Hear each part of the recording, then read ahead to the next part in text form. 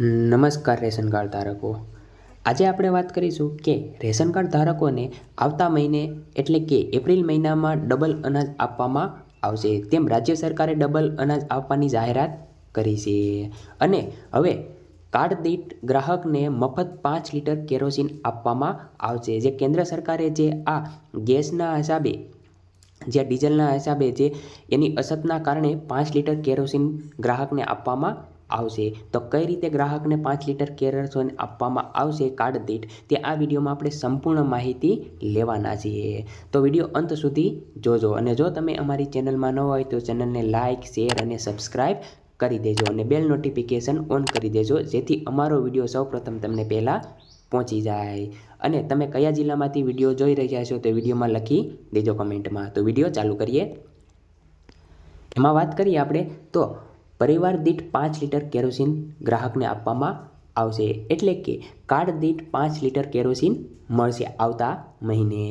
સરકારે નિયમો જારી કર્યા છે કે ભારત સરકાર પેટ્રોલિયમ અને કુદરતી ગેસ મંત્રાલયે હાલમાં જ વિશ્વ સ્તરે પ્રવર્તમાન ભૌગોલિક રાજકીય પરિસ્થિતિના કારણે ઉર્જા પુરવઠા પર ઊભા થયેલા જોખમોને પહોંચી વળવા માટે ભારત સરકાર દ્વારા ગુજરાત રાજ્યને વર્ષ 2025-26 માટે 1452 ઊંક કેરોસીનનો એડહોક જથ્થો ફાળવવામાં આવ્યો છે।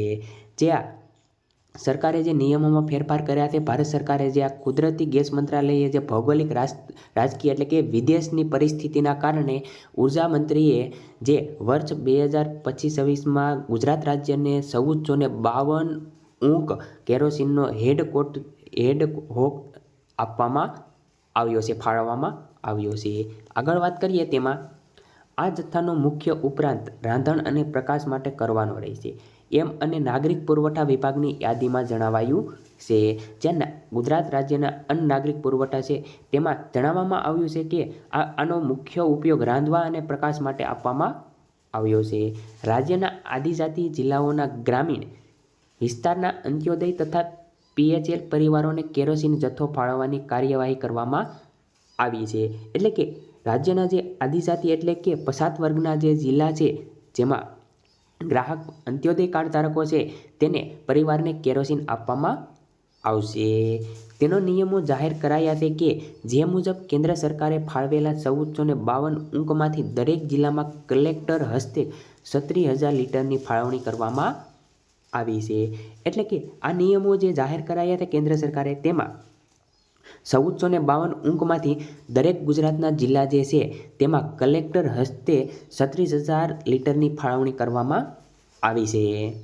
આગળ એમાં વાત કરીએ તો કેરોસીનના જથ્થામાંથી પરિવાર દીઠ 5 લીટર તથા સંસ્થા દીઠ 25 લીટર ફાળવણી કલેક્ટર કરશે। એટલે કે જ્યાં કેરોસીનની જે છે જથ્થો જે છે પરિવારને 5 લીટર આપવામાં આવશે અને સંસ્થા દીઠ 25 લીટર ફાળવણી કરવામાં આવશે કલેક્ટરના હસ્તે। કલેક્ટર તથા જિલ્લા પુરવઠા અધિકારી દ્વારા આ વિસ્તાર પર દેખરેખ રાખવાનું રહેશે। એટલે કે આની ઉપર દેખરેખ જિલ્લા કલેક્ટર અને જિલ્લા પુરવઠા અધિકારીને રહેશે। કેરોસીનના વિસ્તારમાં ગ્રામીણ પરિવારો અને અંતરિયાળ વિસ્તારોમાં વસતા લાભાર્થીઓ, શાળા હોસ્ટેલમાં રહેતા બાળકો અને મધ્યાહન ભોજન કાર્યક્રમ હેઠળની સંસ્થાઓ, રજિસ્ટર્ડ વૃદ્ધાશ્રમો અને અંગ ક્ષેત્રો અન્ય સેવાકીય સંસ્થાઓ જે આ કેરોસીન આપવામાં આવશે જે ગ્રામીણ પરિવારમાં અંતરિયાળ વિસ્તારોમાં રહેતા હોય અને લાભાર્થીઓને શાળા હોસ્ટેલમાં રહેતા બાળકો, મધ્યાહન ભોજન કાર્યક્રમના હેઠળની સંસ્થાઓ અને વૃદ્ધાશ્રમ અંગ ક્ષેત્રોમાં આપવામાં આવશે।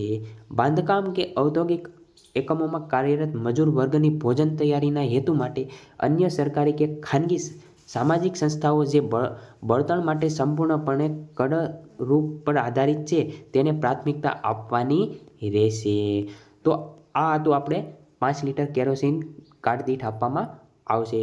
તો મિત્રો તમને જો આ વિડીયો પસંદ આવ્યો હોય તો ચેનલને સબસ્ક્રાઈબ કરી દેજો અને બધા મિત્રોને એક આ વિડીયો શેર કરી દેજો। જય હિન્દ, જય ભારત।